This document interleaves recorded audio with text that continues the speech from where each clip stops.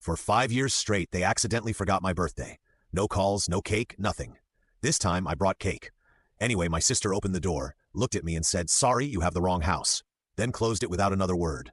Hours later, Mom texted, "We told her fiancé you don't exist. We couldn't let him see you." I replied, "Understood." I froze their accounts, blocked the wedding funds, and mailed her fiancé. The cake box was heavy in my hands, but not as heavy as the pit sitting in my stomach. I stood at my sister's doorstep, breath clouding in the cold air, heart thudding like I'd just run a marathon, chocolate frosted, custom made with my name written in gold.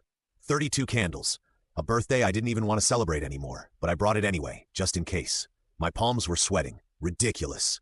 I knew what was coming. I'd known for 5 years. 5 years. Not a single call, not a text, not even a lazy happy birthday on Facebook. Nothing but silence. Deliberate, suffocating silence. And yet, every December 9th, like clockwork, I'd check my phone. I'd make excuses. Maybe they're busy, maybe they forgot again, maybe next year, but not this time. This year I brought the cake. I showed up. The door opened. My sister stood there in her cream sweater dress, holding a wine glass, looking like she'd seen a ghost. Her eyes flicked to the cake, then back to my face. She blinked. "Sorry, you have the wrong house." Then she closed the door. Just like that. No explanation, no shame, just a door in my face. I stood there another second. 2. I almost laughed. Almost. Instead, I turned around and walked back to my car, heart pounding harder than before. I hadn't even made it off her street when my phone buzzed. It was Mom. One text, one sentence. "We told her fiancé we couldn't let him see you." I didn't cry. I didn't scream. I didn't throw the cake. I replied with 2 words. "Understood." Then I pulled over, logged into the shared wedding account, and froze it. Blocked every fund transfer, flagged every transaction. They wanted me invisible. Fine. Then they wouldn't see this coming either. And just to be thorough, I mailed her fiancé a letter along with something else. Something they really didn't want him to see. My name's Caleb, 32, the weird one in the family. The one they don't introduce at parties. Not because I'm dangerous, not because I've done anything unforgivable, but because I didn't play along. I was the kid who refused to pretend dad screaming was normal. Who didn't laugh when Uncle Rick made jokes about gay people. The one who turned down business school despite the scholarship because I didn't want to sell my soul to their legacy firm. I became a freelance developer instead, built a 6-figure business from my laptop quietly alone. And they hated that. Not because I failed, but because I succeeded without them. Because I didn't need them, and worst of all, because I stopped pretending they were good people. It started with birthdays. First year, they forgot. "Oh, we thought we texted you." Second year, "Didn't you say you weren't doing anything?" Third year, "It's just a day, Caleb. Don't be dramatic." By year 5, I stopped expecting. I didn't even open social media on my birthday. I just worked, ate cheap sushi, and waited for the guilt storm that never came. Meanwhile, my sister Eva got a full-blown catered brunch for her half-birthday. Custom invitations, champagne tower, even a string quartet. When I asked Mom if she remembered what day it was, she blinked and said, "Oh, honey, was that today?" She wasn't joking. What really cut deep was not the forgetting, it was the coordination. The way they circled around Eva like she was the sun. The way they edited me out of photos, family updates, vacation plans. It's just easier that way. Dad once said when I asked why I wasn't invited to a cousin's wedding. Easier. They were so good at pretending I didn't exist, they started doing it full time. Eva got engaged last year. A big diamond from some finance bro named Lucas. Real charmer. Looked like he stepped out of a Rolex ad. I sent her a message when I saw the post. "Congrats, happy for you." She never replied. But I still helped quietly because even when they shut me out, I kept being the responsible one. The invisible bank account. The family ghost. They had no idea that 40% of their wedding fund came from me. I'd set it up months ago when Mom hinted they were a little short for venue deposits. I didn't do it for thanks. I did it because I knew how they operated. They wanted big, glossy optics. They wanted to look like the perfect family. And I was willing to fund the lie if it meant they'd at least stop guilt-tripping me for being cold and distant. But when she closed that door and Mom texted what she did, "We told her fiancé you don't exist," that's when something inside me snapped like a live wire. They erased me to save face. They rewrote history for strangers. They looked me in the eye and said I didn't matter. But I matter now. I didn't just freeze the wedding funds. I went into the shared planning account I had back-end access to and started unspooling the thread. Emails, transactions, every receipt that proved I'd been paying for things under anonymous family donations. Every vendor tagged to my credit card. Even the florist had my initials on the ledger. Then I opened a second folder. Screenshots. Messages Eva didn't know I had from last summer when she sent a panicked midnight text asking me to loan her $4,000 because she accidentally opened a credit card in Lucas's name to cover rent. I paid it on one condition: she'd tell him eventually. She promised. She never did. So I packaged it all up, one neat PDF file. Labeled it, "A few things Lucas might want to know before the wedding." Then I added a photo, one from last Thanksgiving. They told me not to come. Said the family was keeping it small this year. A friend of mine who was dating my cousin sent me a group pic later that night. Everyone was there, laughing, drinking wine, Eva on Lucas's lap, Mom's arms around them both, and in the corner of the photo taped to the fridge, a printed-out copy of my old Instagram photo with the words "Do Not Mention" scribbled across it in Sharpie. So yeah, I mailed Lucas the file, tracked shipping, and waited. He called me at 2:13 a.m. His first words were, "Tell me everything." I didn't recognize the number, the kind that pops up in the middle of the night and makes your heart thump in dread. I was lying in bed, laptop still warm on my legs, half scrolling, half hoping I could sleep through my birthday without any more humiliations. I picked up. "This is Lucas," the voice said. Calm. Too calm. Like someone standing in the wreckage of something that used to be beautiful. Eva's fiancé. My spine straightened. "Hey," long pause. Then he said, "I got the envelope." Another pause. "I just want to know how much of it is true." I didn't answer right away. I didn't need to. He already knew. "Everything," I said eventually. "Every screenshot, every receipt, every silence. They're all yours." I figured. Then he exhaled like the air was finally pushing its way back into his lungs. "Can we meet?" We sat across from each other at a quiet coffee shop later that day. Lucas wasn't wearing his usual watch or designer jacket, just a hoodie, faded jeans, and the look of a man who just walked away from a burning house. He didn't waste time. "She told me you were mentally unstable," he said, "that you had a dark streak, that you were unpredictable, that you ghosted the family because of some vague trauma, and that you were jealous of her life." I didn't blink. I'd heard worse. "She said I shouldn't reach out to you," he added. "Said it would open old wounds." He looked up. "That envelope didn't look like old wounds. It looked like you were cleaning house." I slid a folder across the table. Inside was everything he hadn't seen yet. Email threads where I covered deposits under pseudonyms. A florist note, balance paid by CH, client requests discretion. The planner's invoice labeled anonymous donor. And the last page, Eva's emergency text from August. "Hey, can you wire $4,000? I screwed up, I'll explain later. Just don't tell Lucas, please, I'm serious." He read every word, every line. Silent. Then he closed the folder slowly, fingers trembling just a bit. "She said you refused to come to the engagement dinner because you couldn't handle seeing her happy." I let out a dry chuckle. "She sent me the wrong date. I showed up a week early. Waited 45 minutes at the restaurant before the hostess told me the reservation was for next Friday." His jaw clenched. "She gaslit me for years," I added. "But that was when I realized it wasn't just negligence. It was control. She was crafting a reality where I didn't exist. And you were her latest prop." Lucas leaned back. "She told me her family was tight-knit, that you were distant because you'd always been selfish." I tapped the folder. "Selfish enough to pay for half her wedding in secret. Selfish enough to clean up her financial messes and still stay silent for 5 years. He didn't answer, but he did something better. That evening, Lucas sent out a mass email to every wedding guest, over 180 people, friends, family, vendors, even a few corporate names from his firm. Subject, wedding canceled. The truth. The body of the email, this wedding is no longer happening. The reasons are personal, but they are rooted in deception, financial, emotional, and familial. I will not build a life on a lie. Please direct any inquiries to Eva's family, who can explain better than I ever could. Attached, you'll find documentation. He attached my file, receipts, screenshots, the works, and suddenly the family chat exploded.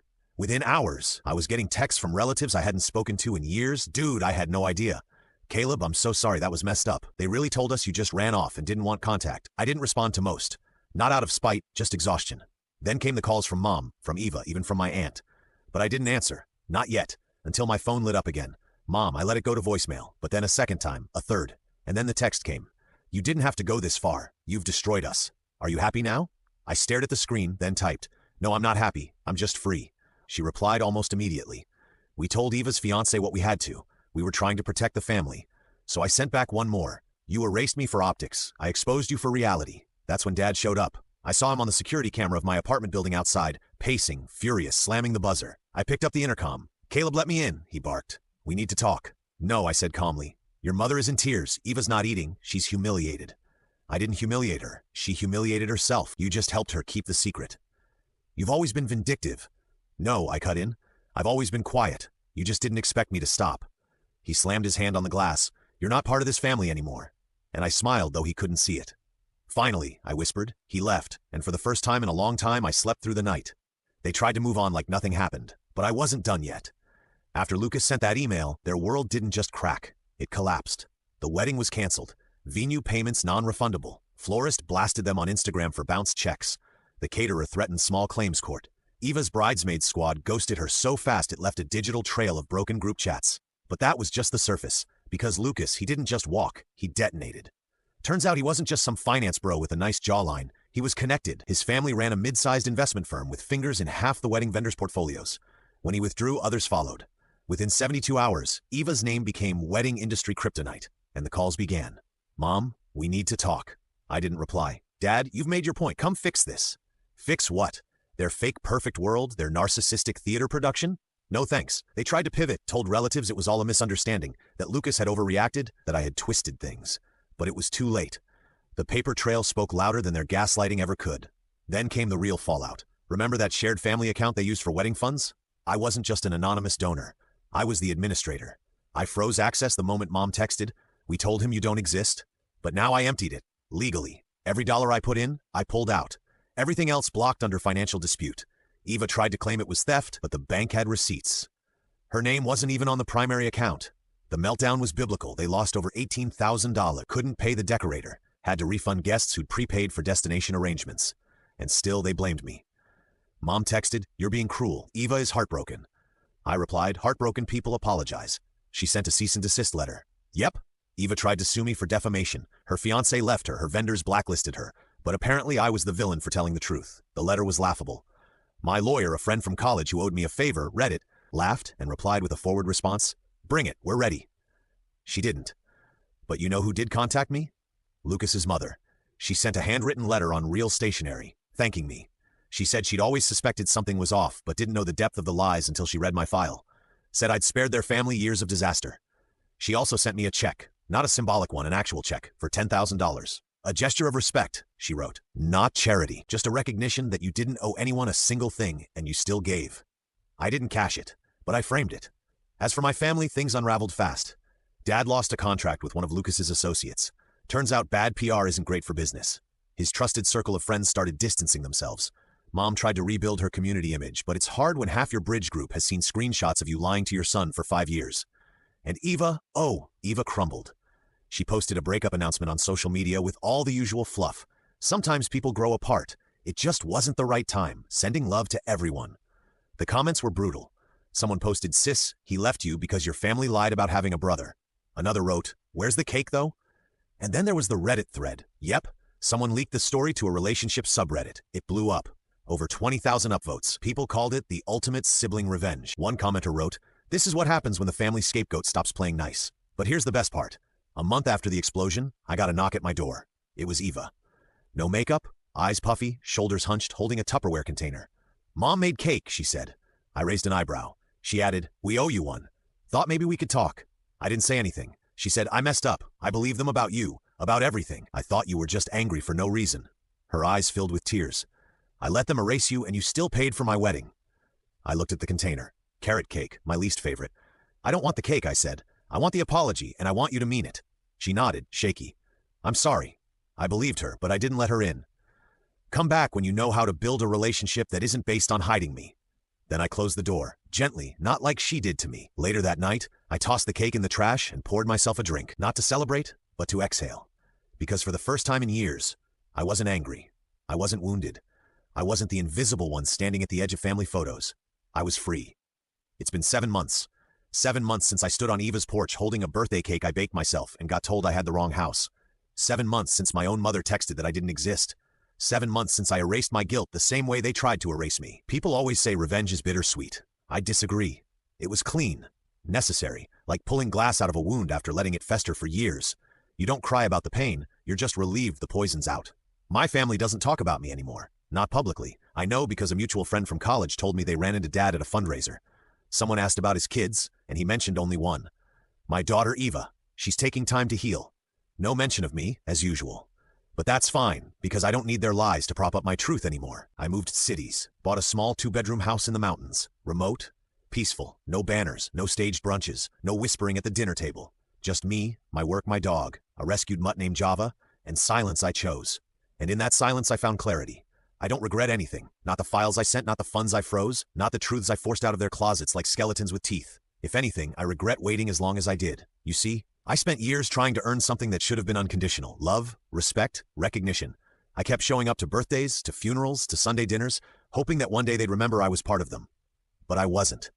I was a convenience, a bank account, a punching bag, a scapegoat for their own shame. And when I stopped playing that role, their world fell apart. Not because I destroyed it, but because I stopped holding it up. One morning last month, I got an envelope in the mail, no return address. Inside a picture. It was me at age 9, blowing out candles at a birthday party. Eva beside me, Mom behind the cake, Dad holding a camcorder, all of them smiling. On the back, someone had written in shaky handwriting, "We lost something that day. Maybe it was you. Maybe it was us. I'm sorry." No signature. I burned it in the fireplace, not out of anger, but because that little boy didn't exist anymore. The one who kept trying to earn crumbs at a table where the seats were always assigned. I don't need a seat anymore. I built my own table. And people, real people, sit around it now. Friends who don't flinch when I mention my past. Colleagues who respect my work without asking about my bloodline. A partner I met 6 weeks ago who knows the whole story and didn't once say, "Maybe it wasn't that bad." Because it was that bad. And I'm done minimizing it. A few weeks ago, Eva emailed me, just a subject line, "Do you hate me?" I didn't answer, not because I hate her, but because hate requires investment. And I'm not investing in ghosts. I've forgiven them. Not for them, but for me. Because anger is heavy, and I'm building something too beautiful to carry dead weight. Last week, I celebrated my birthday for the first time in years. I invited friends, made my own cake, vanilla bourbon buttercream, thank you very much. There were candles, laughter. No one asked, "Where's your family?" Because they knew the answer. My family isn't the one I was born into. It's the one I created. And when I blew out those candles, I didn't wish for their love or their forgiveness or their sudden epiphany. I just wished for more days like this, where I exist fully, loudly, unapologetically. Because the truth is, I was never the problem. I was just the mirror. And they couldn't stand their own reflection, so they tried to smash it. But I didn't shatter. I sharpened, and now I don't disappear. I reclaimed myself. Fully.